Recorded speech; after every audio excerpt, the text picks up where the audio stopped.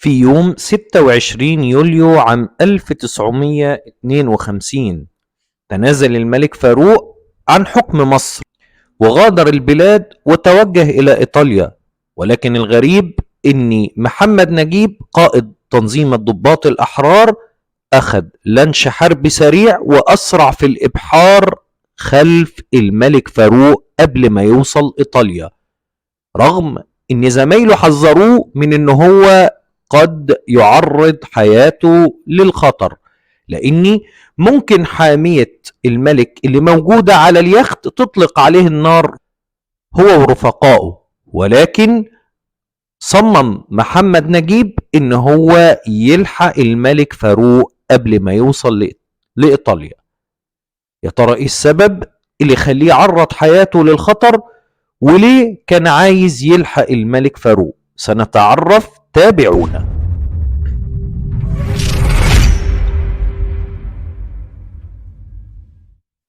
بعد اندلاع ثورة 23 يوليو سنة 1952 وجه تنظيم الضباط الأحرار انذار للملك فاروق طلبوه فيه بالتنازل عن العرش لولي العهد الأمير أحمد فؤاد، وادوله مهلة 4 أيام هتنتهي الساعة 12 الظهر في يوم السبت 26 يوليو من نفس السنة، وقالوا له قبل ما توصل الساعة 6 من مساء هذا اليوم يكون غادر مصر. وبالفعل وافق الملك وتنازل عن العرش وترك مصر في الموعد المحدد في الإنذار، ولكنه اشترط ان تكون هناك وثيقة للتنازل عن العرش مكتوبة بصيغة وعلى ورقة تليق وتحفظ كرامته كملك، وان هو هيبحر الى نابولي في ايطاليا على متن يخت المحروسة، وطلب ان تتقدم ليه التحية الملكية اللي هتطلق فيها المدفعية 21 طلقة، وان يحضر محمد نجيب شخصيا رئيس التنظيم ويقابله قبل مغادرة البلاد ويديله التحية.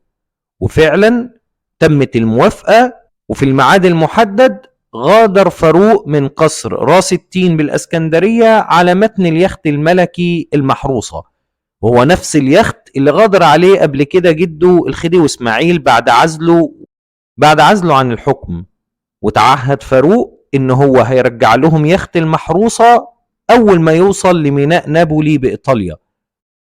ولما اتجمع الجيش والحرس والمدفعية علشان يوجهوا التحية للملك فاروق ما كانش موجود ما بينهم محمد نجيب اللي تعهد ووافق على طلبات الملك فاروق للرحيل. والسبب اني وهو في الطريق كما ذكر في بعض مذكراته كنت رئيسا لمصر، قال اني قبل ما الملك فاروق يغادر وكنت منظم نفسي ان انا قابله في ميناء الاسكندرية بسبب ازدحام الناس الكتير في الطريق اللي يوصلني للميناء، وحصل عطل فني في السيارة خلاني اتأخر عن الوصول وتقديم التحية للملك فاروق. ده غير ان السواق ضل الطريق وبدل ما يروح الميناء الملكي راح ميناء خفر السواحل. وقال بعد ما وصلت لميناء الاسكندرية لقيت ان المحروسة اتحركت بقالها 4 دقايق، فقررت ان ناخد لانش حربي سريع واخد بعض رفقائي ونلحق الملك في وسط البحر علشان نقدم له التحية كما وعدناه. ولكن حذرني رفقائي وقتها وقالوا لي ان ممكن احد اتباع الملك يطلقوا عليك الرصاص ظنا من انك ممكن تكون تريد غدر بالملك، ولكن رد عليهم وقال: قل لن يصيبنا الا ما كتب الله لنا.